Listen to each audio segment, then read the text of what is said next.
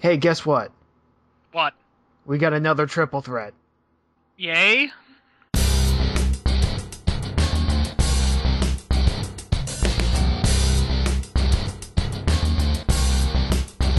Welcome, everyone, to another episode of Dropkick. We are your hosts, the tag team champions, Oh, I'm the Darren tag team and champion. DoubleC. I am the tag team champions. I am the tag team champions! No, I'm the tag team champions. Okay, we're gonna stop that right now. We could do that all day, and literally that will be your hour of us arguing about the tag team champions. So instead, we are going to give you a recap of 8 hours of WWE programming. 8 hours. Strap in, folks. This is gonna be a long one. I don't know how we do it, but we do it. So we got Smackdown from the 14th, Night of Champions, and then after that we have Raw from the next night, the 17th. Yes, that is the 17th. Yes, it is the 18th right now, and it would be the 17th, which was yesterday. Congratulations, yes. You know your basic calendaring. Yes, it's like I should talk to Damien Sandow for another lesson, you know. More on that later. So, on SmackDown, the show starts off with Alberto Del Rio, David Otunga, and Ricardo Rodriguez. Ricardo Rodriguez. Yes.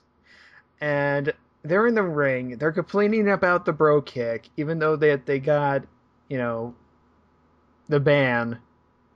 They're complaining about it. It's like, we have more evidence, even though we already proved our case. You know, it's never good enough to just push in the knife. You gotta turn it a little bit. Yeah. First, Otunga complains about AJ, says that she's crazy for putting him in a match versus Sheamus again. Because we've seen that too many times already. But their actual evidence. They bring out someone who's been injured for a very long time, comes back and then gets injured again, Christian, via satellite. He goes that he doesn't like Alberto Del Rio, that's a given, and he also doesn't like the bro kick and is glad that it's banned. So there's your evidence, yay! That's not circumstantial at all. Daniel Bryan comes out. He says, I am a victim too. His kicks and the goat face thing is making me not shave my chin. Or something. I never thought a razor blade would always not just solve that answer. It's like, really, you don't want to be laughed at goat face anymore. Shave the beard. Hey, it's a Northwest thing.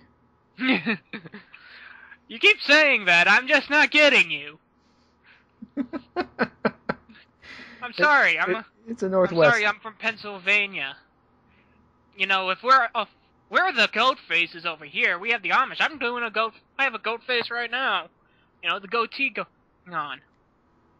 Yeah, but it's a Pacific Northwest thing. We're so hipster, we're bringing the beard back. Yeah. Like I said, you people are weird. It's too much rain up there. Wish we had some right now. Anyways, so Sheamus comes out and he goes, "Oi!" And he gives a couple fellas, and then he rips off the neck brace from Otunga. It was already kind of taken off beforehand, but looked painful anyways. Okay. Yeah, that's what he says. So after that, we have the matches. We have a match. We have Sin Cara versus The Miz. Of course. And reports say that this match was highly edited because of botched Cara. Really? Really? Or botching? Yes, from botching. Who So I got would have thought? dizzy from the switching camera angles. You got you got cut whiplash, as we call it in the Yeah. biz. Mm. But somehow, I think he used the camera angles and the lighting to pull off a win with the Oklahoma Roll. We're not sure. The footage sucks so badly. Yeah, I think that's how he did it. Not quite sure. Afterwards, after a commercial break, we go backstage with Miz. He says that he has a mystery opponent for Night of Champions. He doesn't care who it is. And then everybody that's involved starts arguing with him. So Cody Rhodes, Rey Mysterio, and Sin Cara like, I beat you, I deserve the chance. And then Teddy Long comes out and says, hold on there, playa, I got an idea. Fatal 4-Way. On behalf of Booker T. You know, I can't make matches, but I'm making a match right now. Holla. I'm just gonna stress that point a little bit. Fatal 4-Way. Okay, sure. Now for the highlight of the night, which is kind of odd. Backstage, we have the therapist with Kane and Daniel Bryan, and he goes, "You have balls, stress balls." I was gonna say, oh god, is this gonna turn into what I think it is? And then they start squeezing their balls. Please don't say squeezing balls with Kane and Daniel Bryan. And Kane goes, "Mine's bigger than yours."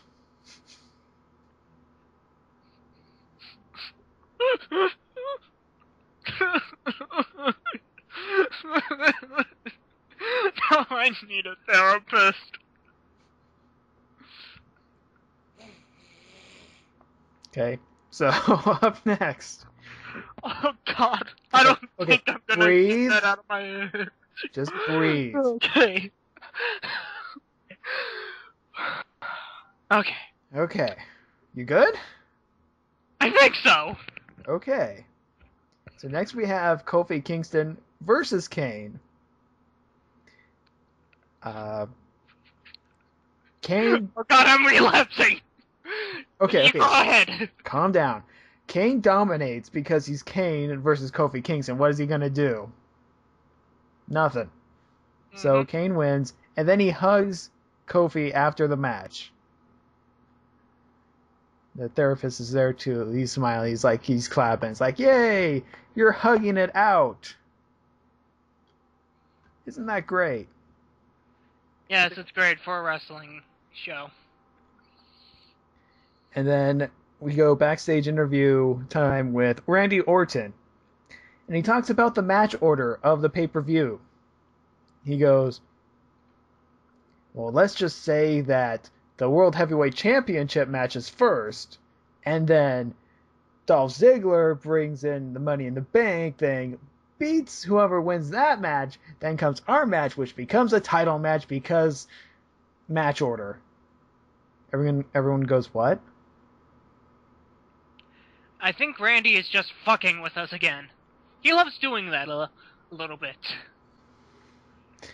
Yeah, so everyone's confused, and then he goes... Like that fourth wall breaking wink he did on Raw. Yeah. And then he goes one-on-one versus Tensai. Oh, didn't they have this match on Raw too? Yes. And it was pretty much the same exact match. Because Which I actually liked. Now, I looked on my notes here for the Smackdown one, and I remember that's pretty much how it happened on Raw, too. Tensai pretty much beats down Orton, but in this version, Tensai almost hits a splash but RKO. On Raw, it's something different. We'll cover that later.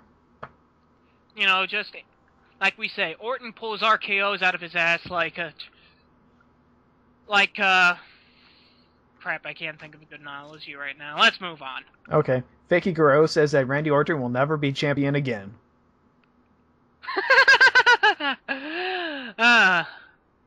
Oh, thank you, Vicky. I needed that. Okay. Up next, we have Antonio Cesaro. He says he's not happy about the Battle Royal that will be free on YouTube that you can see right now.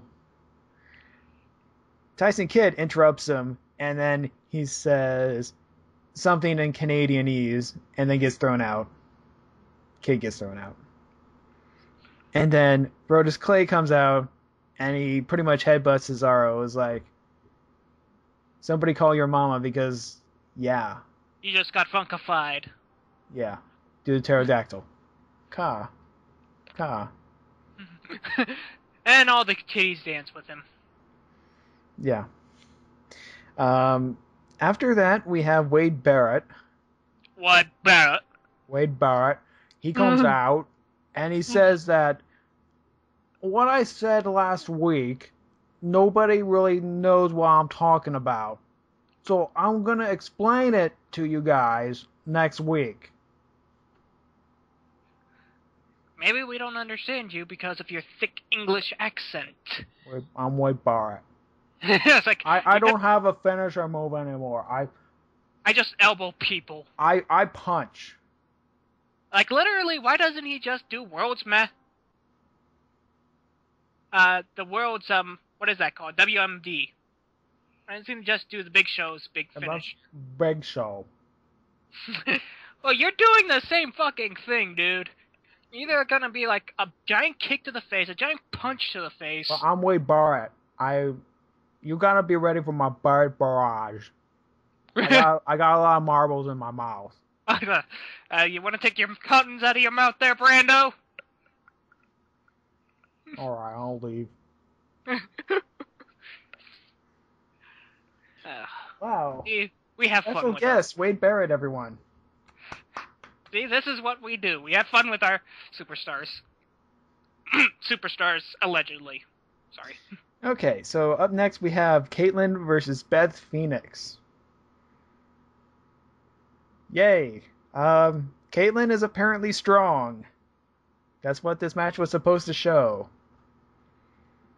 And yeah, comparison to Beth Phoenix, I'm about believing that as much as the river going uphill.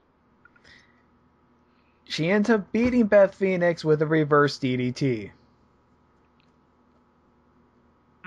I thought they would have outlawed that by now. Nope. Okay, so for our main event, we have Sheamus versus Daniel Bryan. I really like this match. Well, how can't you? It's Daniel Bryan versus Sheamus, and as much as we pick on Sheamus, he actually does do decent wrestling. However, it's just that his speaking roles suck toast. Fella. Fella. Okay, so yeah, Sheamus wins with this Irish cloverleaf.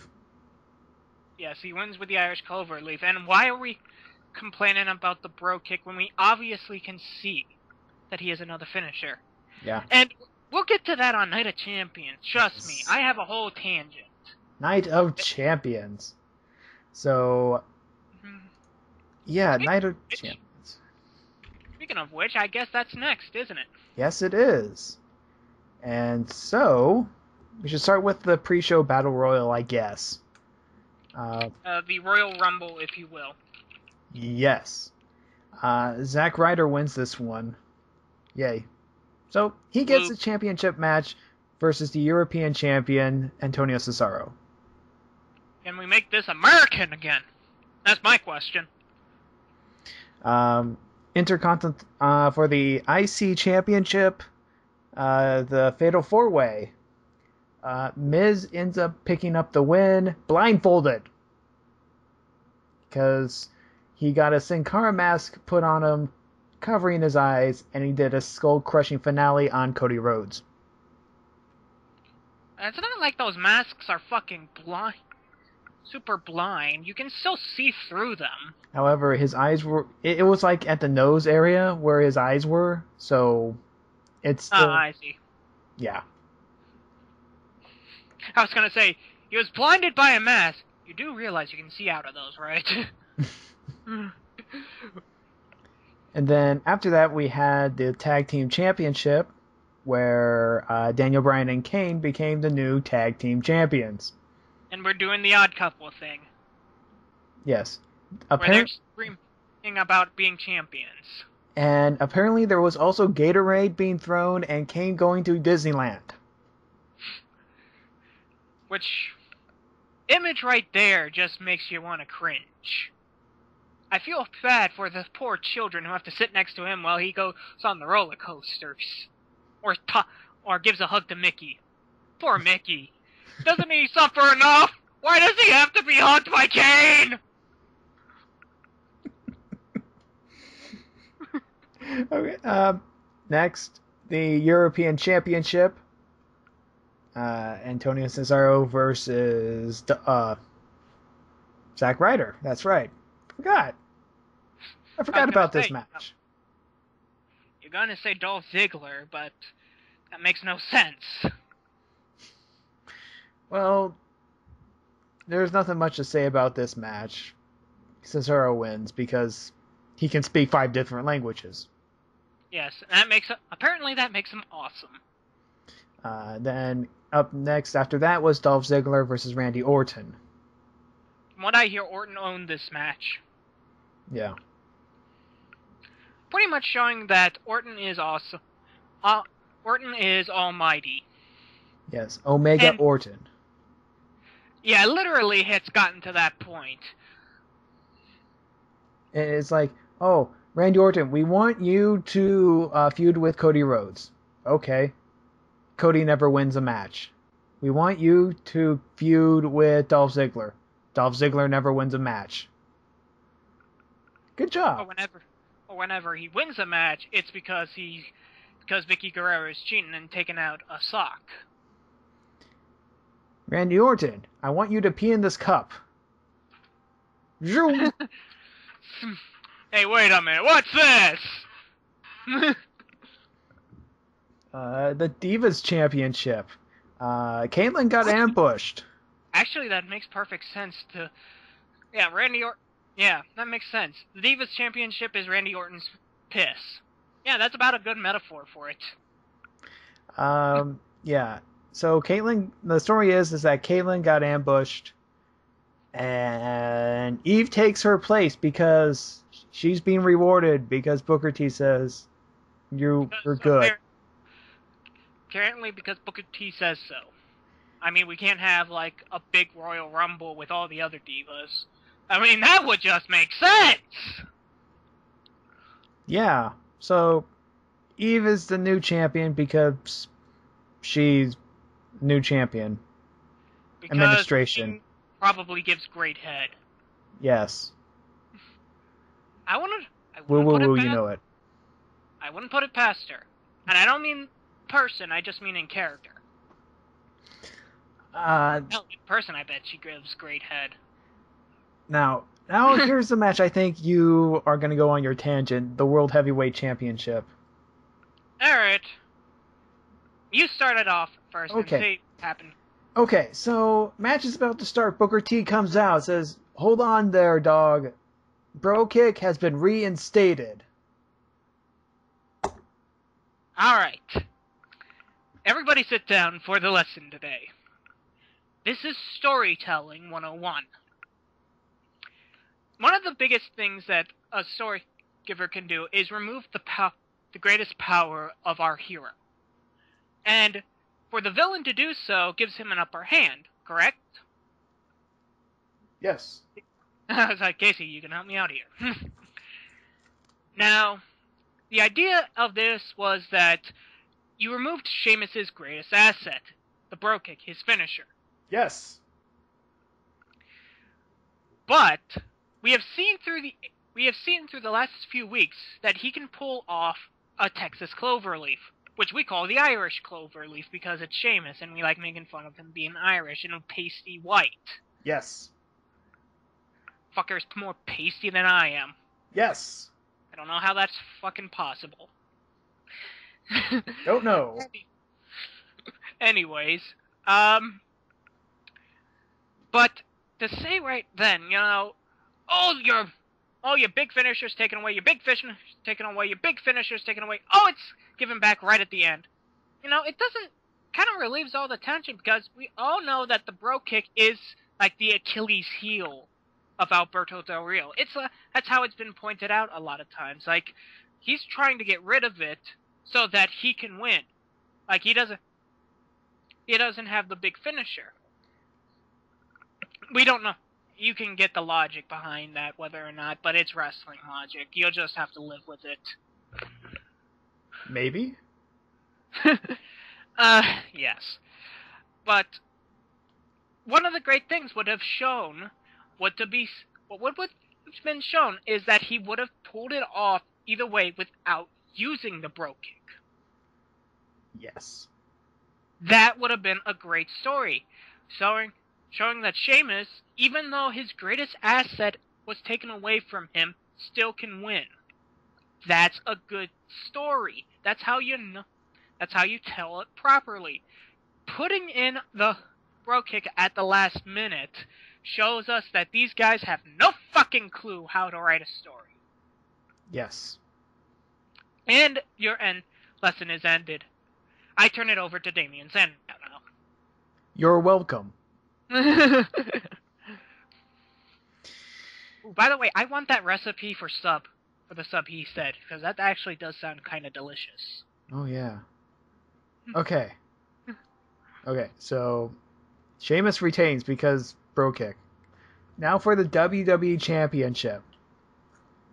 This is one of those matches where you can say that this is a match of the year contender. Now, you probably know by now it ends up being a tie, and we'll get to that in a bit.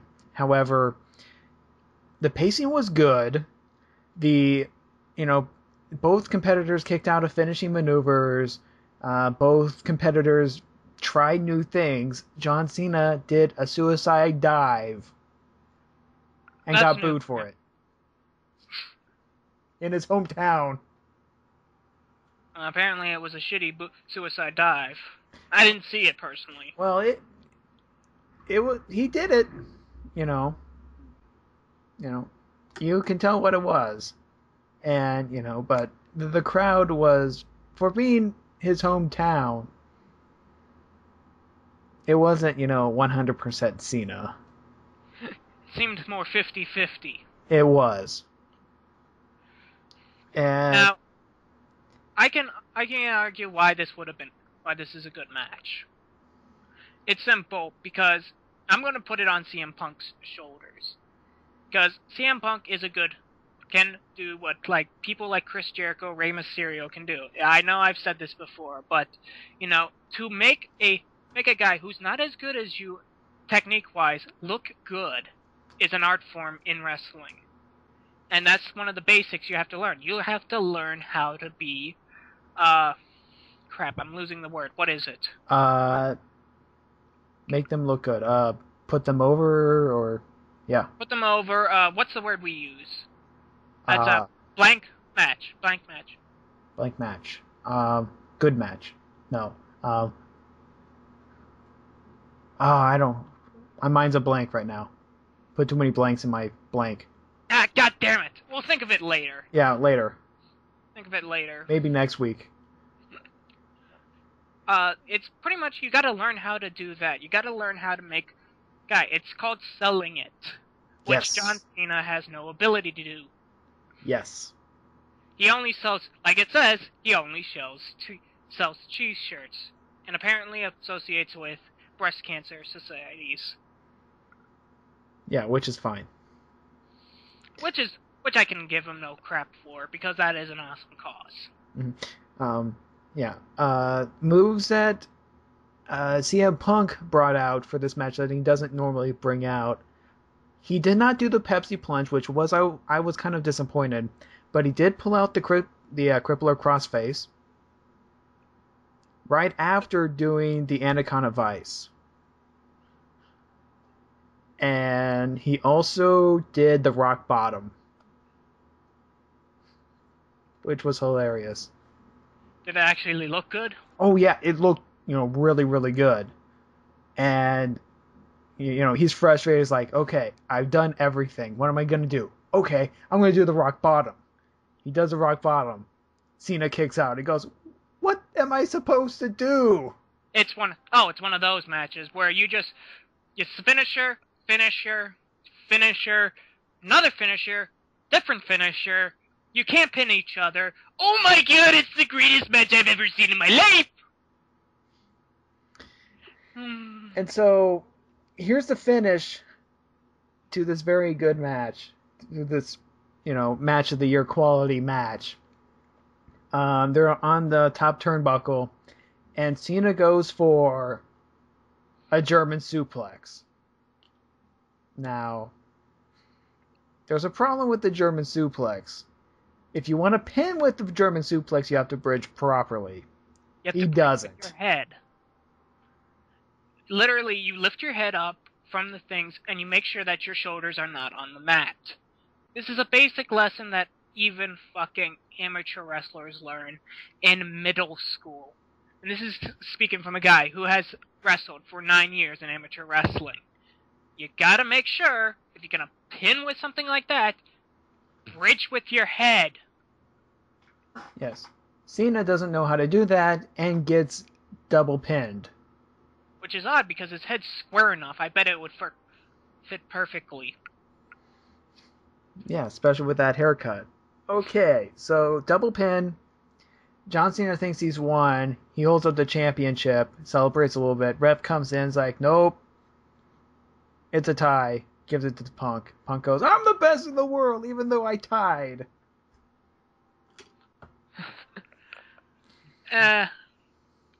It's a lame ending. That pretty much ruins any good match.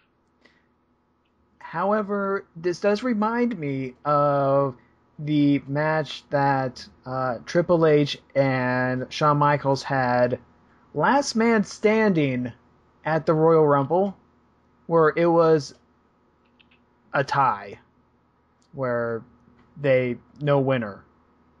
But then again, that's probably because they both just punched the shit out of each other and them could stand. It wasn't because of a fuck up. Right. It wasn't because of a fuck up of a maneuver. Right, but still, the same effect still holds. Yeah, it was the same effect. Nobody wants to see a tie at the end of a pay-per-view. They want a definitive winner. So, now for the fallout. Yay. Which is Raw. Yes. Monday Night Raw. Show starts out with Paul Heyman. He comes out to CM Punk's music. And he says, I am here to ask the ref to defend his decision. The ref comes out.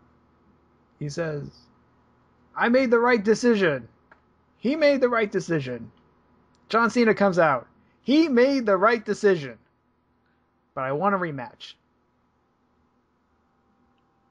Well, that was just a weird way to phrase it. It's literally he said the things that we were thinking.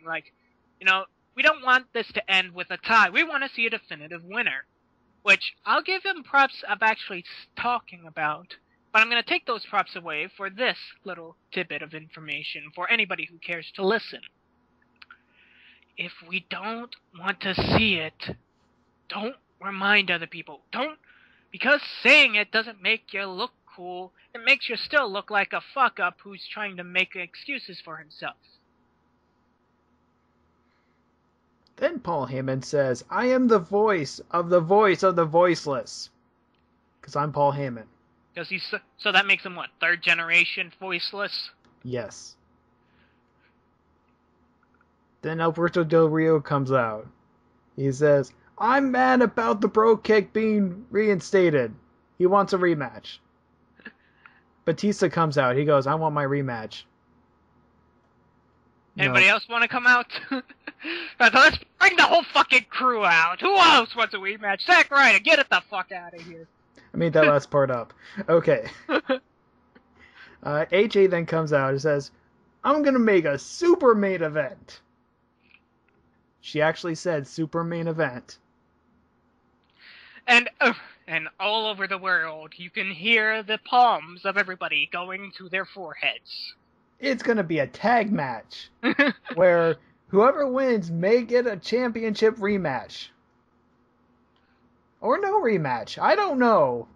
We're just having a big fuck up. And once again, Jean-Luc Picard, hands in head. Interesting. Captain Picard is not amused with your shit, AJ. Nor are we. After that, Jim Ross and JBL go to the commentary booth. This night is going to be fun. Yeah, that was a fun commentary with JBL and Jim Ross. Those two were good. Alright, these three are working good together, though at times I felt like JBL was overdoing it a little bit. But then again, he was still not. It was still good enough to be. He's JBL. Yeah, it was still good enough. He does what he needs to do. You know, he gives off personal experience, like, you know, you should do this, this, this, and this. Stop doing this, this, this, and this. Yes, and he's telling, like, well, you gotta remember, this is how this happens, and this is how this happens, and then blah, blah, blah, blah, blah. It's about winning championships and matches, not showboating. And I was like, yeah. But the Like, lights all are that bright. stuff. Yeah, all that good stuff that you have to say. Okay, so we have the emerging, whatever. I don't care anymore. Sin Cara and Rey Mysterio versus Epico and Primo.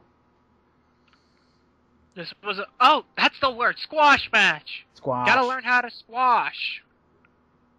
God damn it.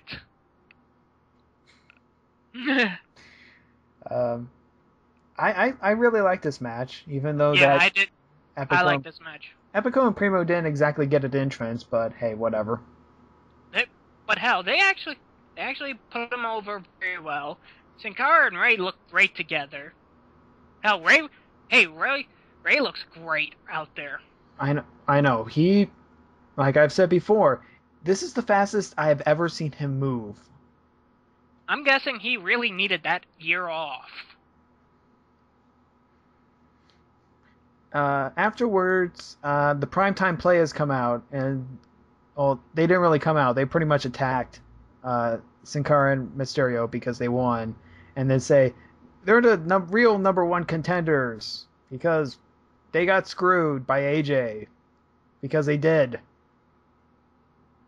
millions of dollars. They did. But no, there ain't no millions of dollars anymore. Ain't no millions of dollars, ain't no foul plays, ain't no none of that stuff. They going straight heel. Well, millions of dollars, though.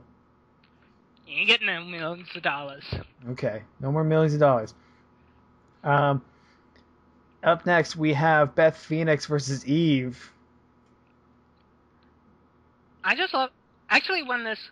Real story right now, while I was watching this, my mother actually was coming by, and she was saying, oh, look at those two. They look like freaking Amazons. Not Amazon. They look so fit. They look so buff. I was like, they look like the women from ESPN too. Okay. Yeah, I know.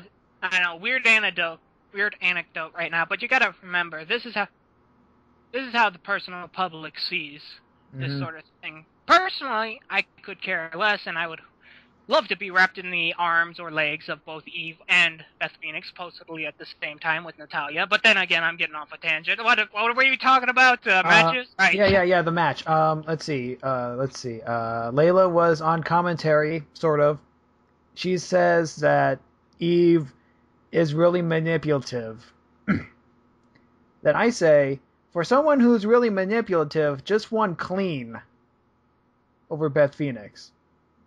And pretty much one clean as well in your match, I'm guessing.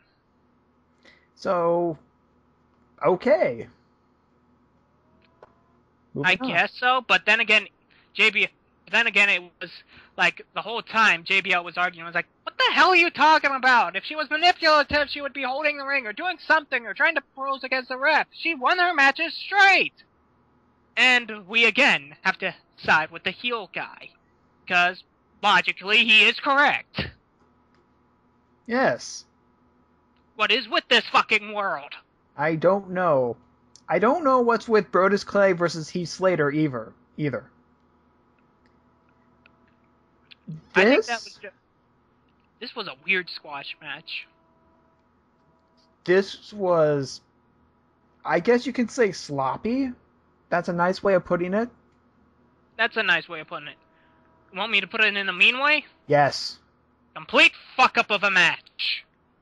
I agree. Heath Slater had a lot of offense against a guy who's 350 pounds. But gets squashed. Literally. Awesome. You know, I'm so surprised nobody's head pops off when he gets squashed. By Brodus Clay. Okay, so up next, we have the new talk show, Ms. TV. And you're gonna have to talk about this, because I fucking had to go out grab some milk for my parents. Okay. So I missed out on this Ms. TV. He says that this is the greatest new talk show ever. Better than the highlight reel. Better than Piper's Pit. Better than the Cutting Edge. Because he's more charismatic, he's more controversial, and something else that I completely forgot. His first... He was on a reality TV show? Maybe. He says that his first guest is Booker T. Miz asks Booker T a bunch of questions and doesn't allow him to answer. Booker T is like, he gets pissed off about this and he grabs the mic and he goes, "You talk a lot, dog. Sucker. And you need to fill that mouth. You need to feed it." Then he walks out. And then out comes Ryback. Ryback runs into the ring and he throws furniture around. Apparently, he threw the mic and it landed into the crowd, and someone on the mic shouted out Goldberg. It was a live mic. Your production team is well funded, WWE. You guys are paying them well. So after Ryback tosses some couches around, he goes, "You're done!" So he's gonna feud with The Miz now, so he's actually... No, that was a waste of time.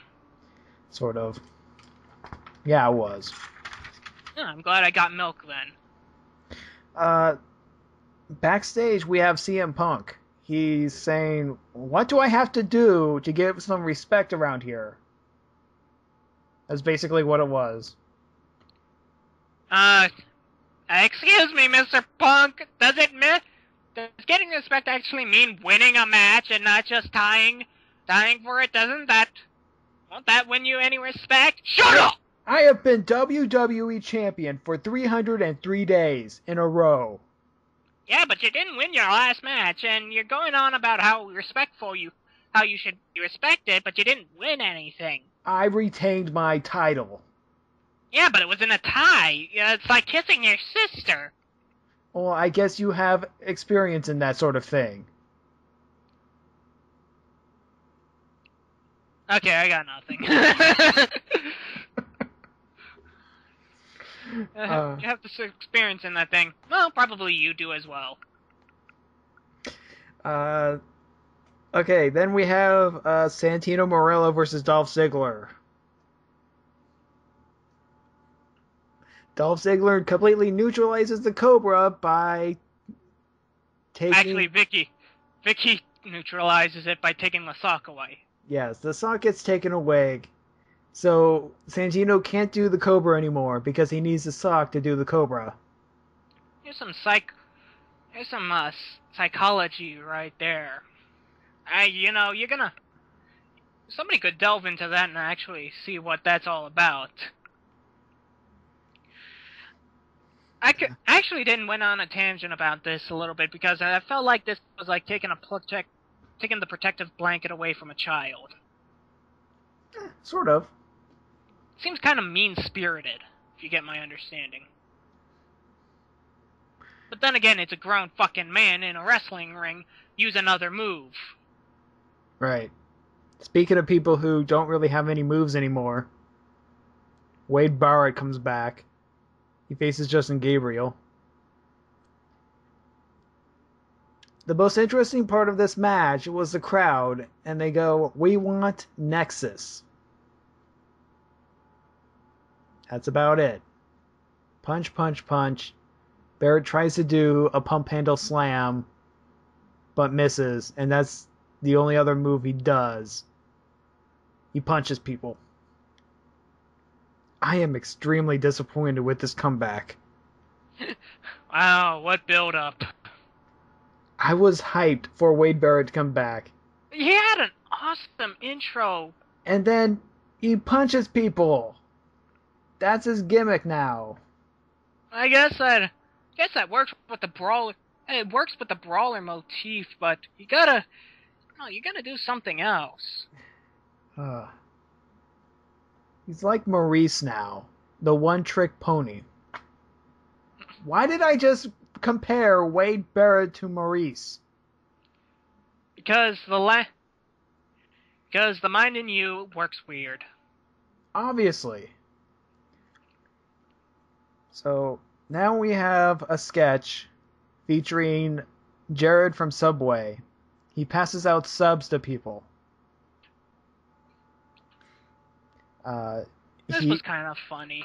He gives an extra sub to little Jimmy. It's like, here, have another sub. For little Jimmy. Yeah, for little Jimmy. And Sandow gets a sub because he wanted Game Hen.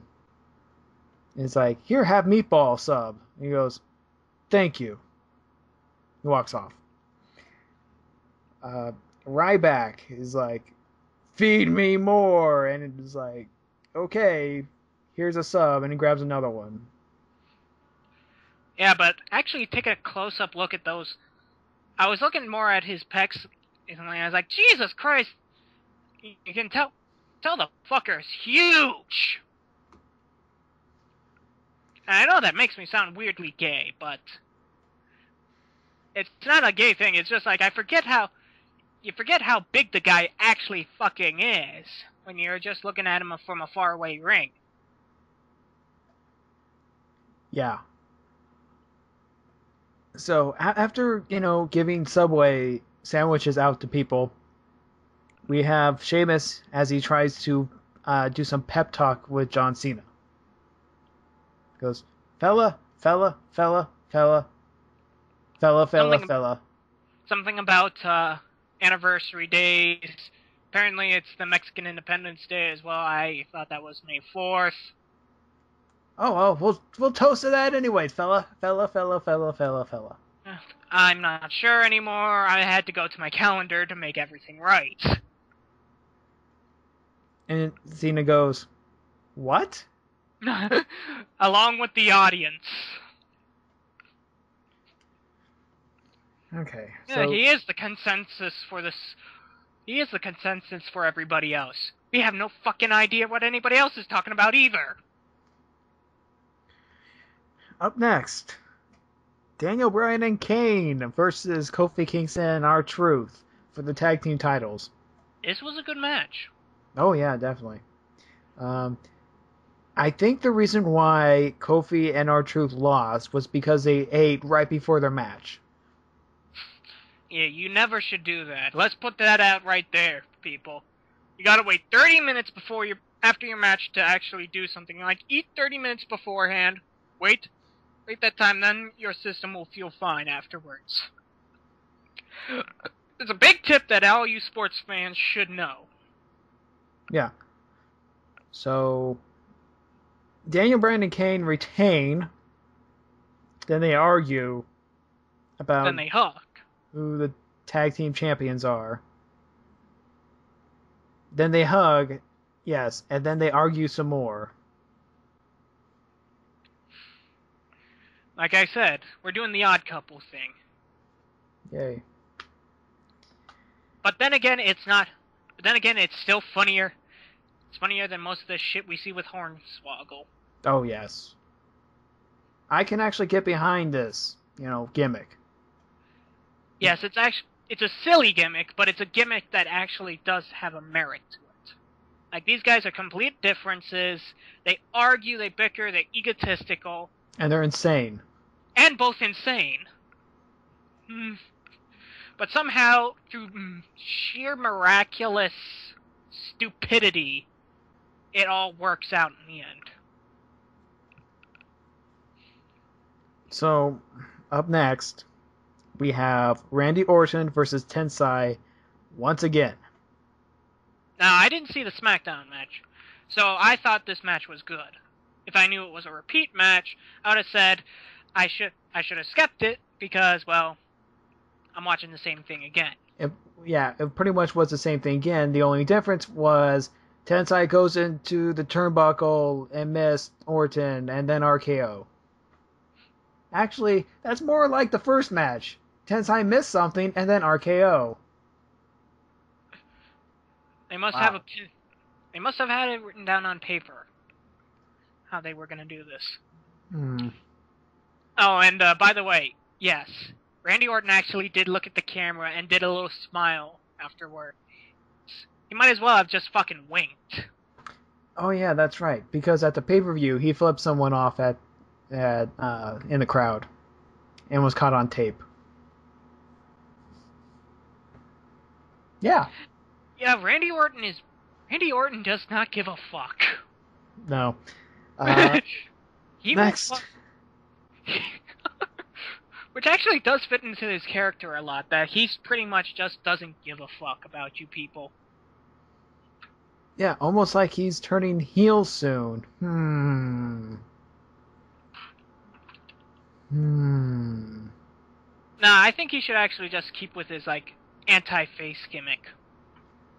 Because it's hard to say that he's an actual face when he does do when he just pretty much just beats the shit out of everybody and just doesn't do anything nice. Mm-hmm. Then, after Orton wins, we have Alberto Del Rio and CM Punk, and they talk via proxy of their managers. Which I thought was kind of funny. Because, one of them talks to one of them and says it, and then the other one talks to the other one and says it, and... It wasn't that funny, Casey. I liked it, though. It was... Alright, whatever. Okay. Each his own. Okay. Damien Sandow comes out. He gets on the mic. He says he doesn't like summer vacation. And once again, I have to go back to my mother because she is the same frickin' way. Her favorite time is back to school. And she's a teacher. And then he gives a vocabulary lesson to the crowd. And we all have the same thought in our heads. Why don't we do a quick math problem? What does my fist plus your face equal? Zack Ryder? Exactly. Because he comes out and he says, I have a vocab lesson for you. It's called Shut and Up. Ha ha ha. It's pretty much Shut Up Now. Is a match featuring Zack Ryder and Damien Sandow. Which, again, was actually a decent match. Yeah. Now, this is where JBL shines. This entire match, JBL went off about a comment that Michael Cole said about using big words. JBL talks for like 5 minutes straight about how using big words is fine, and how some of the words that Sandow used wasn't actually big in the first place.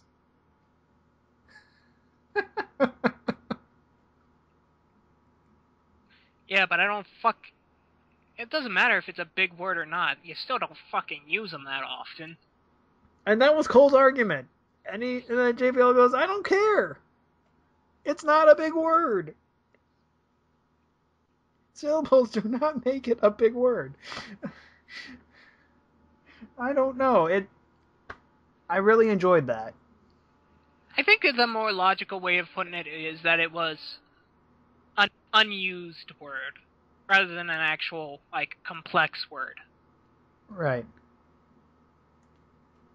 So, the finish for this match goes, Zack Ryder goes for the broski boot. He connects. Which looked fucking sick. Camera goes to a replay. And then, somehow, Ryder falls on his face. Yeah, I don't remember how that finished. And then, neckbreaker, Sandow wins. So, Sandow has psychic powers. Well, he is intelligent. Yes, he's very intelligent. He uses big words, according to Michael Cole, and he's psychic. He has brain power.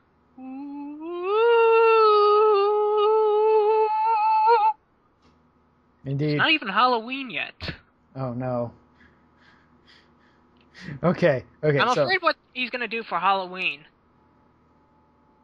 He's gonna say, like, it's an atrocity of a holiday, and it's like, you honestly could go into the complexities of Halloween. I've already fucking have. I have an entire video about it. So, we have the main event. Main event time. Sheamus and John Cena versus Alberto Del Rio and CM Punk. I really like this match. A good match. Once again, you get some people who know their stuff and John Cena.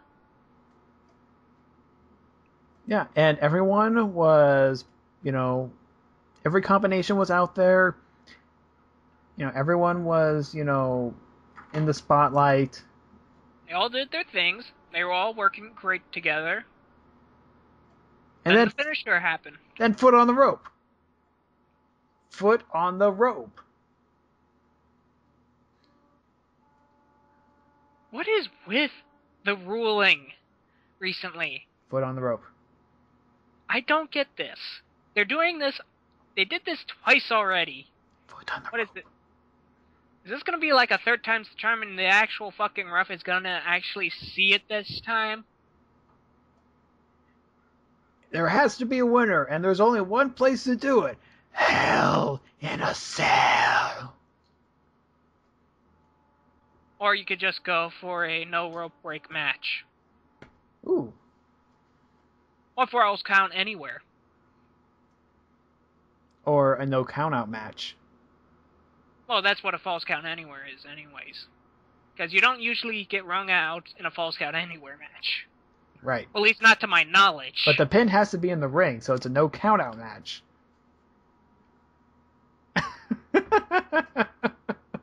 Yeah. So, Sheamus and John Cena, they win, sort of, because foot was on the rope. And CM Punk complains about it rightfully. Yes. Pretty much saying what we're all thinking. You're a bad ref! Foot on the rope. Oh, man. I'm starting to believe the voice of the voiceless now. Welcome to the club. Hey, and I was a CM Punk fan as well. So, yeah, that was Raw, Smackdown, Night of the Champions. And then next week, before we go, a little bit of news. John Cena has gone under the knife to remove bone fragments from his elbow or something like that, and he's out for 2 to 3 weeks. In-ring performance, probably. I was gonna say, now anybody who knows what small fractured bones in your elbow can do, that can fucking hurt when you pull on your elbow. When I saw that headline, I thought, oh, he rolled his ankle, he needs surgery. It's like, oh, elbow. Okay, then. It still fucking hurts. There are a lot of nerves near your elbow. Oh, yeah. Yeah, so he's not going to be wrestling for 2 to 3 weeks. Jerry Lawler is now in Memphis. He's doing fine, and... No, they were praising the shit out of that doctor. Oh, yeah. literally saved his life. You can't get any more literal than that. I get it. The dude was great. He did save the dude's life, but Jesus Christ, they were fucking hailing him like the second savior. Anyways. And before anybody says otherwise, and before anybody comments that I'm being a bastard about this, no, I'm not saying that it was a bad thing that he did save his life. I am glad. I am just a little weirded out by the fact that, well, they're just going off and like, oh, thank God this man, thank God this man, thank God this man. And I know you should be thanking this guy. I'm thanking this guy personally because we get to see more Jerry Lawler, which is a great thing. And I do personally want to thank the guy for saving one of my icons. So we do thank this doctor for saving his life. But rubbing our face into it doesn't help. Can we rub different things in your face? Like millions of dollars, or I am the tag team champions, or foot on the rope? How about I am the tag team champion? I'm the tag team champion. No, I'm the tag team champions. I am the tag team champion. I am the tag team champions. I am the tag team champions. This is Dropkick. We'll see you next week. I am the tag team champions. I am the tag team champions. I am the tag team champions. I'm the tag team champion.